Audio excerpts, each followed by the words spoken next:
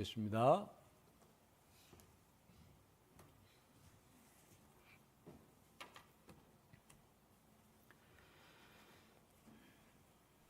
혹시 준비한 그림 보여주실 수 있습니까? 네, 여러분 이 그림 보신 적 있으신가요? 어떤 그림으로 보이십니까? 고개를 오른편으로 돌리고 있는 젊은 여성으로 보는 분도 있고, 턱이 긴 할머니 이 그림으로 보시는 분도 있으실 것 같습니다. 이 그림을 통해서 우리가 무엇을 알 수 있냐면, 사람을 사로잡는 고정관념의 그 일방적 관점의 강력함을 알 수 있습니다. 제가 인터넷에서 이 그림을 사용하려고 찾다가 어떤 사람이 이 그림에 대해 질문한 것을 보게 됐습니다. 자기 눈에는 이 고개를 돌리고 있는 젊은 여자의 모습밖에 보이지가 않는데요. 그런데 다른 사람들이 여기에 할머니 그림이 있다고 하니까 자기가 몇 달을 찾아봤는데도 모르겠다고 하는 겁니다. 그래서 도저히 모르겠다고 좀 가르쳐 줄 수 있냐고 하니까 다음 그림 한번 보여주세요. 사람들이 젊은 여성의 턱 부분을 코로, 귀를 눈으로, 목을 입과 턱으로 보면 된다고 이렇게 설명을 올려줬습니다. 친절하게 그림까지 다 그려가지고 대답을 해주더라고요. 그러니까 인터넷에서 모르는 사람에게도 이렇게 얘기해 주는 거 보면 한국 사람들이 참 친절한 것 같긴 합니다. 그러고 나서야 이제 그 사람이 이게 고민이 해결되었다라고 이제 다시 답글을 달아놓은 것을 보게 됐습니다. 알고 나면 별것이 아닌데, 근데 처음에는 이 관점을 하나 바꾼다는 것이 참 어려운 일이죠. 하나를 보고 있으면 다른 게 보이지 않습니다. 그리고 저걸 보고 있으면 또 이게 보이지가 않죠. 우리도 아무 설명 없이 그냥 벽에 걸려있는 이 그림을 보았다면 한 가지 그림만 보고 지나쳤을지도 모릅니다. 그런 경우에 다른 그림을 보기 위해서는 이제 자세한 설명을 들어야 할 필요가 있죠. 그리고 그 설명을 따라가면서 자기가 가지고 있던 그림에 대한 이해를 버리고 그 설명을 따라가며 자기가 가지고 있던 고정된 시각을 내려놓아야 됩니다. 오늘 우리가 읽은 본문을 볼 때에도 이런 자세가 필요할 것 같습니다. 이미 가지고 있는 우리의 관점을 가지고 보면 이게 진짜 무엇을 말하는지 우리가 놓칠 수 있거든요.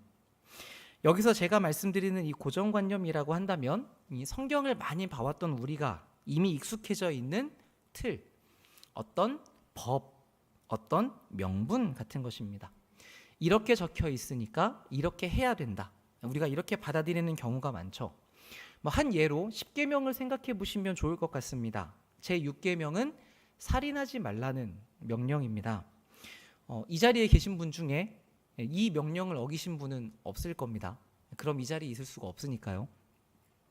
그런데 우리가 그 형태는 지켰는데, 여러분 이 계명에 담겨 있는 내용을 풀어보자면 어떻습니까? 살인이라는 것은 내 마음대로 다른 사람에게 해를 가하는 일이죠.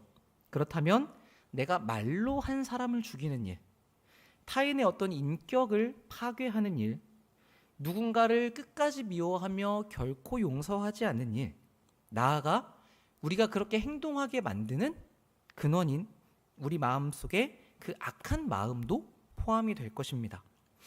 그러니까 짧은 한 줄의 명령이지만 그 안에 담겨있는 내용은 훨씬 풍성한 것이죠. 하나님께서는 문자적으로 살인하지 말라고만 하셨는데 이렇게까지 확장시켜서 생각하는 게 너무 과한 일이라고 여기십니까? 우리 마태복음 5장 21절 보겠습니다. 제가 현대인의 성경 버전을 가지고 왔는데요. 같이 한번 읽어볼까요? 시작. 모세의 법에는 살인하지 말아라. 살인하면 누구든지 재판을 받게 된다라고 쓰여 있다. 그러나 나는 너희에게 말한다. 누구든지 형제에게 이유 없이 화내는 사람은 재판을 받고, 자기 형제를 어리석다고 욕하는 사람은 법정에 끌려가게 될 것이며, 이 미련한 놈아 하고 말하는 사람은 지옥불에 들어갈 것이다. 자, 예수님께서 하신 말씀이죠. 근데 이게 살인하지 말라는 율법이 있었는데 예수님이 거기에 와서 추가로 더한 기준을 세우신 것이 아닙니다. 애초에 하나님께서 우리에게 살인하지 말라라고 말씀하실 때에는 이 내용이 다 담겨 있었던 것이죠. 그런데 우리가 그 하나님의 의도를, 그 하나님의 의중과 내용을 다 이해하지 못하고 우리의 해석에 따른 표면, 다른 사람의 직접적으로 생명을 빼앗는 것, 여기에 머물고 있으니까 예수님께서 이 땅에 직접 오셔서 이 하나님의 말씀에 대한 내용을 풀어주시는 것입니다. 자, 여기서 조금 더 나아가 보면 이 살인하지 말라는 말에는 다른 사람의 생명을 풍성하게 만들라는 적극적인 내용도 담겨 있습니다. 타인의 생명을 빼앗지 않는다는 것은 다시 말하면 그 사람의 생명을 지켜준다는 얘기도 되죠. 그리고 이런 내용을 이해하고 순종하는 사람이라면 단지 다른 사람의 생명을 지키는 것뿐만 아니라 우리가 풍성해지기를 원하는 것처럼 그 사람의 생명도 풍성해지는 쪽으로 행동하려고 할 것입니다. 그러니까 이것처럼 하나님의 말씀에는 하나님이 의도하시는 내용, 어떤 정신, 원리가 담겨 있습니다. 그래서 처음에 우리가 이 성경을 볼 때에는 뭐를 해라, 하지 말아라, 이게 중요하지만 시간이 흘러서 여러분이 자랐을 때에는 그것만 해가지고 이거를 했네 안 했네를 싸우는 것은 너무 표면에만 붙잡혀 있는 것이죠. 우리가 선물을 받았는데 그 포장지가 너무 예뻐서 선물을 열어보지도 않고 내가 이 표장이 너무 예쁘니까 풀어보지 않겠다라고 하는 것과 비슷한 상황인 겁니다. 자, 그러면 너무나도 손해이지 않겠습니까? 선물을 준 분은 분명히 그 내용을 전달해주고 싶어서 우리에게 주신 걸 테니까요. 자, 그런데 이게 단지 여러분이 지금 계신 상태에서 더 풍성하게 얻지 못하는 것입니다, 이런 정도라면 저는 아쉽긴 하겠지만 그래도 괜찮을 것 같습니다라고 할 수 있을 것 같은데 사실은 그 정도가 아닙니다. 우리가 표면만을 붙잡고 있는 것은 실제적인 신앙생활에서 큰 문제를 만들어내기 때문입니다. 왜 그렇습니까? 문자적으로만 해석을 하게 되면 우리가 잘 지킨다고 생각을 하게 되죠. 왜냐하면 나는 살인을 하지는 않았으니까요. 그런데 조금 전에 본 내용처럼 우리가 그 풍성한 내용들을 적용해 본다면 이 살인하지 말라는 하나님의 명령 앞에서 떳떳할 사람이 없을 것입니다. 그래서 같은 십계명의 내용을 본다고 하더라도 누구는 당당하고 누구는 그렇지 못하는 이 모습의 차이가 드러나게 되는 것이죠. 그렇기 때문에 우리는 하나님이 우리에게 주신 이 말씀에 담겨 있는 내용과 원리가 무엇인지를, 그 하나님의 마음을 계속해서 알기 위해 파고들 필요가 있습니다. 우리가 더 배워야 된다는 겸손한 자세를 가져야 되는 것은 그래서 중요해지는 것이죠. 오늘 말씀도 우리가 이런 자세로 보아야 오해하지 않게 됩니다. 왜냐하면 이 본문을 가지고 많은 분들이 결혼을 하는 것이 맞느냐, 독신이 맞느냐, 또는 이혼을 해도 되느냐 안 되느냐, 자꾸 이 표면에 머무르려고 하기 때문입니다. 그런데 여기서 진짜 바울이 말하고자 하는 바는 무엇입니까?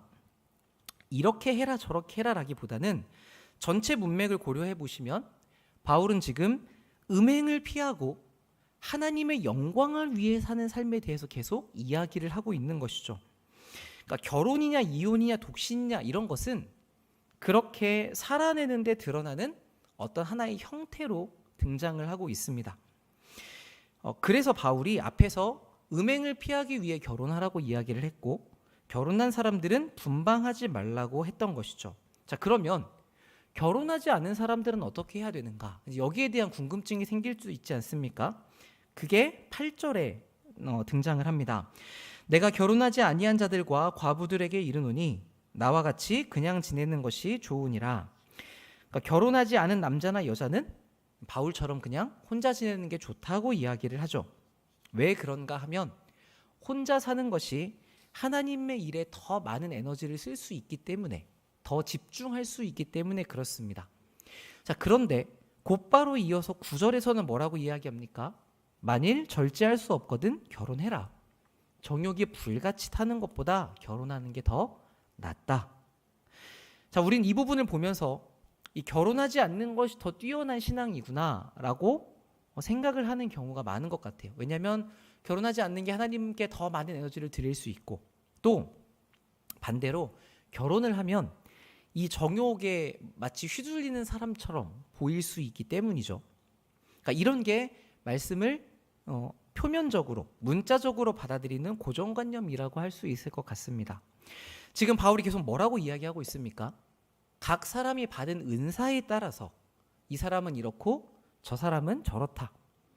그러니까 혼자 지내는 게 하나님 앞에서 크게 어렵지 않은 사람도 있지만 그게 참 절제하기 어려울 만큼 성욕이 강한 사람도 있다. 그러니까 이거는 누가 더 낫고 못하다의 문제가 아니라 그 다름 때문이라서 절제할 수 없는 사람의 경우는 결혼하는 게 더 유익하다라고 설명을 해주고 있는 것이죠. 그러니까 바울은 각 사람이 하나님께 집중하기 위해서 무엇이 더 유익한가라는 관점을 가지고 계속해서 이야기를 하고 있습니다. 자, 이어서 바울은 혼자가 아닌 결혼한 부부들에 대해서도 이렇게 이야기합니다. 10절입니다. 결혼한 자들에게 내가 명령하노니 명령하는 이는 내가 아니라 주님이시다. 아내는 자기 남편을 떠나지 말라. 자, 여기서는 부부가 서로 갈라서지 않는 것이 예수님의 명령이라는 것을 분명하게 전달을 하고 있죠. 그런데 바울은 이 원리 위에서도 성도들이 처해 있는 현실을 고려합니다. 11절입니다. 만일 갈라섰으면 그대로 지내든지 다시 남편과 화합하든지 하라. 남편도 아내를 버리지 말라. 자, 이 바울은 어떤 사람이었냐면 교회 안에서 음행이 있다면 그 사람을 쫓아내야 된다고 강하게 이야기했던 사람이었습니다. 그러니까 만약 이혼이 그만큼 큰 문제였다고 한다면 바울은 이렇게 이야기하지 않았을 것 같아요. 그런데 바울은 하나님의 명령이 이것이다라고 분명히 제시하면서도 이어서 무조건 이혼하면 안 된다라고만 얘기하지는 않습니다. 만약 헤어졌다면 이라고 하면서 성도들이 처해 있는 현실에 대해서 같이 고민을 하고 있죠. 주님의 명령이 분명하지만 우리 각자는 연약한 점이 다 다르기 때문에 넘어지는 영역이 다릅니다. 그래서 자신의 연약함으로 인해 이미 갈라선 사람들이 있다면 그 사람들의 상황을 충분히 헤아려 주는 것이죠. 그리고 그들을 어떻게 하면 좋을지 이제 나아갈 길을 제시하고 있습니다. 만약 갈라섰다면 결혼하지 말고 계속 혼자 지내든지 아니면 다시 합하라. 자, 이것을 앞에 문맥 안에서 본다면 너희가 음행하기 위해서 또는 자기의 욕심을 채우려는 목적으로는 움직이지 말고 무엇이 하나님의 보시기에 더 좋은지 그 방향을 따라 행하라 라고 가이드를 주고 있는 것 같습니다. 자, 여기서 바울은 예수님의 명령을 분명하게 제시하죠. 성도님들이 이미 알고 계시는 것처럼 결혼이라는 것의 원칙은 분명합니다. 그런데 실제 우리의 삶에서는 이 갈라서게 되는 일들이 있기 때문에 이런 식으로 성도들이 처해 있는 현실을 고려하는 말씀의 적용이 필요할 수 있는 것이죠. 저도 어릴 때는 결혼하면 절대 이혼하면 안 돼 라고 생각을 했습니다. 그리고 10대, 20대 때는 사실 이 사랑과 결혼에 대한 이 환상이 있기 때문에 결혼하면 당연히 이혼하지 않을 거라고 생각을 하죠. 그런데 저도 이제 30대가 되고 40대가 가까워지면서 이 목회를 하다 보니까 성도님들의 결혼 생활에 대해서 참 많이 듣게 됩니다. 그 이야기를 들어보면 갈등이 있구나, 좀 어려우시겠다 이런 정도가 아니라 정말 다른 사람에게 이야기하기 어려울 만큼의 심각한 상황들이 많이 있다는 것을 알게 되죠. 배우자의 폭력이나 중독 또는 범죄가 있는 경우도 있고 그것 때문에 가족들이 실제로 다치기도 하고 또 생명의 위협을 느끼는 경우들도 있습니다. 그것뿐만 아니라 그 집에 있는 연약한 자녀들, 부모님의 보호 아래 있어야 되는 자녀들은 이 집안 상황이 너무나 지옥 같아서 그것을 피하려고 어쩔 수 없이 가출을 하고 그러다 보니까 비행 청소년 무리에 들어갈 수밖에 없는 그런 상황들이 벌어지기도 하죠. 그러니까 이런 것이 실제로 우리가 마주하게 되는 현실입니다. 그런데도 일방적으로 참고 기도하라고 하는 가르침으로 인해서 그 안에 머물러 있다가 정신적으로 또는 육체적으로 불구가 되거나 죽음에 이르는 일이 발생하는 경우도 있죠. 자, 그렇다면 과연 이 사람들에게 그런 조언은 이 살리는 생명의 말씀, 그들을 자유롭게 만드는 말씀으로 주어졌다고 볼 수 있겠습니까? 상대방의 상황에 대한 깊은 이해나 배려, 그 사람에 대한 사랑과 어떤 우리의 희생은 하나도 없이 그 악이 지금 벌어지고 있는 상황 가운데 지혜롭게 그것을 해결해 나가려고 하는 노력 없이 그저 이혼하면 안 된다고만 그 문자적으로 제시하고 강요하는 것을 우리 예수님은 그러면 기뻐하실까요?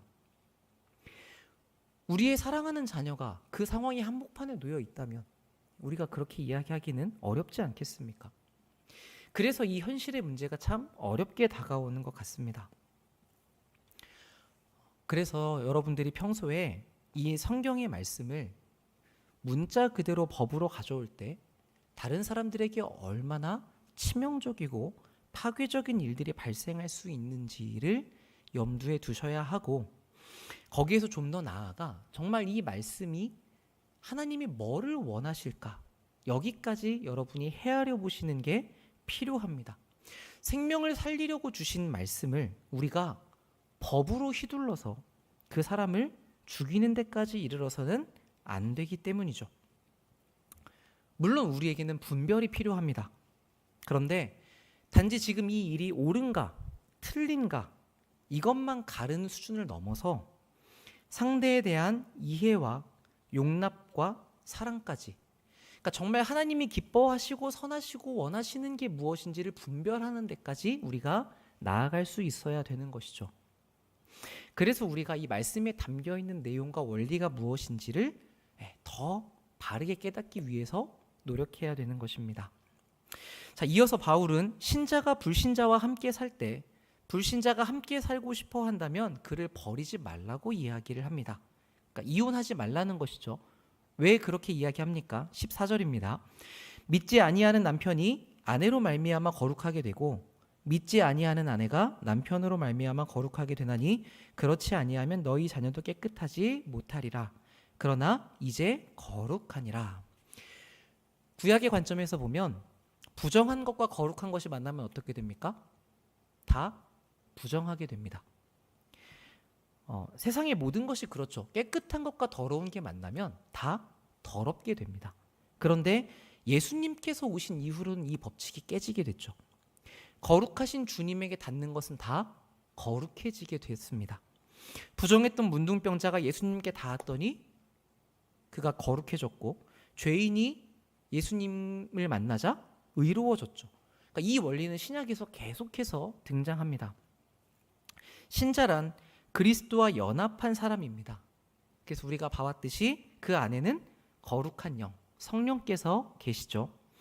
그런데 이 거룩한 사람이 불신자와 결혼을 했다는 것은 한 몸이 되었다고 이야기할 수 있습니다. 물론 신자와 불신자가 결혼한다고 해서 불신자가 자동으로 구원을 받는다는 말씀은 아닙니다. 그런데 여러분, 우리가 몸이 아플 때 팔의 한 부분에 주사약이 들어가면 그걸 통해서 몸 전체가 회복될 수 있는 것처럼 부부가 한 몸이고 그 중에 한 사람이 거룩함으로 계속 나아간다면 이 사람을 통해서 그 부부와 그 자녀와 가정들의 모든 문제가 해결될 수 있다는 것이죠. 그러니까 자녀도 마찬가지입니다. 남편이든 아내든 부부 중 한 편이라도 신자라고 한다면 그 자녀를 신앙으로 양육하려고 애쓰기 때문에 그 가정이 거룩하게 될 수 있는 것이죠. 그러니까 여기서 바울은 신자 한 사람을 통해서 그 집안 전체에 역사하시는 하나님의 거대한 은혜가 있다고 이야기하고 있습니다. 자, 그런데 그 가정 한복판에 계시는 여러분들이 자신을 생각할 때에는 나는 그렇지 않은 것처럼 느껴질 때가 있죠. 내가 부족해서 이 일을 완수하지 못하는 것 같고, 내가 아니라 정말 사랑이 많고 정말 하나님을 잘 아는 사람이 내 자리에 있었다면 이 가정이 훨씬 더 나았겠다라고 생각이 들 때도 있습니다. 어쩌면 이번 명절에 많은 분들과 만나시면서도 이런 한계나 이런 우리의 어떤 부족한 부분을 느끼셨을 수도 있을 것 같습니다. 이런 마음이 계속 되다 보면 어떤 생각이 드냐면, 왜 나 혼자 예수를 믿어서 이 고생을 하는가 싶기도 하고, 차라리 내가 예수를 몰랐다면 이 가정 안에서 나도 내 마음대로 편하게 살 텐데 라고 생각을 하는 경우도 있게 되죠. 그런데 하나님의 계획은 그렇지가 않습니다. 여러분이 계셔서 그 가정에 예수님이 계시는 것이고, 여러분으로 인해서 예수님을 몰랐을 그 자녀의 인생에 그리스도가 전해지는 것이죠. 그 일에 여러분들보다 더 제격인 사람이 없기 때문에 하나님께서 여러분을 그 가정을 거룩하게 할 사람으로 세워두신 것입니다. 그러니까 잘 안 되어도 나는 못하겠어, 포기하지 마시고 여러분 하나님께서 두신 자리에서 하실 수 있는 만큼을 최선을 다하십시오. 그리고 거기서 너무 낙심하지 마시고 염려하지 마시고 내가 지금보다 더 잘해 나가야겠다, 이 방향으로 노력해 가시기 바랍니다. 여러분이 그 가정의 유일한 희망이세요. 그 여러분을 향한 하나님의 이 계획이 믿어지시면 좋겠습니다. 이어서 15절 보겠습니다. 혹 믿지 아니하는 자가 갈리거든 갈리게 하라. 형제나 자매나 이런 일에 구애될 것이 없느니라. 그러나 하나님은 화평 중에서 너희를 부르셨느니라. 자, 여기서도 바울은 무조건 이혼은 안 된다고 하지 않죠. 불신자가 자기를 분리시키려고 하거든 그렇게 해주라고 이야기를 합니다. 왜냐하면 불신자는 하나님의 원리를 따르지 않기 때문입니다. 참된 사랑이 무엇인지, 사랑을 위해서 희생하는 것이 무엇인지도 모르고 거기에 관심도 없기 때문에 자기의 욕심을 채우려고, 그래서 갈라서려고 온 힘을 다해서 애쓰는 것이죠. 이렇게 매우 이기적으로 자기만을 고집하는 경우에는 거기에 화평이 있기가 어렵습니다. 그래서 바울은 그런 일에는 너희가 너무 구애받지 말아라. 직역하면 그 상황에 노예가 되지 말아라, 이렇게 이야기합니다. 그 괴로운 관계 안에서 소망과 사랑의 노력도 없이 그러면 안 된다는 법에 매여서 노예가 되는 인생을 살지 말라고 이야기하는 것입니다. 그래서 우리는 헷갈립니다. 그럼 어떻게 하라는 것인가? 결혼을 하라는 건가 말라는 건가? 이혼을 하라는 건가 말라는 건가? 이게 답이 나지 않는데, 앞에서 계속 말씀드린 것처럼 바울에게는 지금 결혼을 하느냐 이혼을 하느냐 이 문제가 그렇게 중요한 것이 아니기 때문에 그렇습니다. 근데 우리의 관심은 거기에 있어서 이게 핀트가 안 맞는 것이죠. 지금 바울은 계속해서 무슨 얘기를 하고 있습니까? 여러분이 하나님을 따라서 살고 있습니까? 음행을 피하고 바르게 주를 섬기기 위해 애쓰고 있습니까? 여기입니다. 이게 본문을 통해서 표현하고 싶은 바울의 핵심이라고 할 수 있습니다. 그래서 이것을 이해하신다면 이 말씀이 우리에게 큰 소망과 자유가 될 수 있죠. 교회 안에서는 특히 이 이혼의 문제 때문에 정죄를 받게 되는 경우가 참 많은 것 같습니다. 근데 예수님께서 이렇게 말씀하셨죠. 누구든지 나를 믿는 작은 자 중에, 소자 중에 하나를 실족하게 할 바에는 차라리 연자 맷돌에 달려서 깊은 바다에 던져지는 게 나을 거다. 자, 그런데 교회는 이 법을 가지고 그 어깨에 더 큰 짐을 지우는 경우가 많아 왔습니다. 우리의 미숙함 때문일 수 있죠. 이 말씀을 주신 하나님의 마음을 우리가 다 몰랐기 때문일 수 있습니다. 그분들이라고 뭐 그러고 싶으셨을까요? 그런데 그렇게까지밖에 할 수 없었던 상황들이 있지 않았겠습니까? 그것만 해도 참 힘들 텐데 그런 중에도 교회 안에서 이렇게 더 상처를 받게 되는 경우들이 생길 수 있는 것이죠. 여러분, 이것은 우리 주님의 본심이 아닌 것 같습니다. 예수님은 진리를 알게 되면 진리가 너희를 자유롭게 한다고 말씀하셨습니다. 그러니까 우리가 어떤 일에 노예처럼 얽매여 있는 게 있다면 그것은 우리가 아직 진리를 제대로 모르기 때문이라고 할 수 있죠. 만약 비슷한 일을 겪으신 분이 계시다면 오늘 이 말씀을 통해서 좀 그 마음의 자유를 얻으시면 좋겠습니다. 정말 중요한 건 어떤 형태인가, 어떤 결과인가가 아닙니다. 그것보다 바울이 말하는 것처럼 내가 지금 하나님을 향해 달려가고 있는가? 성령의 전답게 거룩하게 살기 위해 매진하는가? 이것이 우리 주님께서 보시는 핵심이라고 생각이 됩니다. 예수님은 언제나 우리의 과거를 용서하시죠.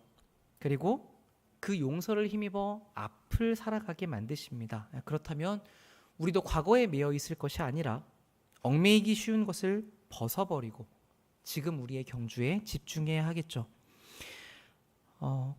다른 한편으로는 가족의 구원을 위해서 오랫동안 눈물로 기도해 오신 분들, 또는 지금 현재의 결혼 생활이 너무 어려운 분들도 오늘만큼은 이 말씀으로 힘을 얻으셨으면 좋겠습니다. 하나님은 우리에게 법을 강요함으로써 공포로 다스리지 않으십니다.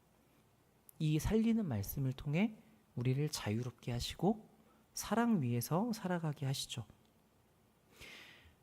그래서 여러분들은 법에 눌려서 노예처럼 끌려가지 마시고 하나님을 향한 그 사랑 위에서 자유롭게 살아가시면 좋겠습니다. 그래서 여러분이 어느 곳에서 어떤 형태를 취하시던지 간에 그 모든 게 하나님을 향한 믿음과 사랑으로 비롯된 선택이기를, 그렇게 오직 우리 하나님께만 집중하는 그런 복된 인생이 되시기를 바랍니다. 제가 기도하겠습니다. 살아계신 아버지, 감사합니다. 오늘도 하나님의 말씀을 통하여서 우리를 향한 하나님의 마음이 무엇인지 살피게 하시니 감사합니다. 우리는 그 말씀을 보며 이렇게 해야 된다, 저렇게 하면 안 된다, 이렇게 법을 세우기 쉽지만 주님, 그 법 안에 담겨 있는 하나님의 사랑과 본심이 무엇인지를 우리가 자꾸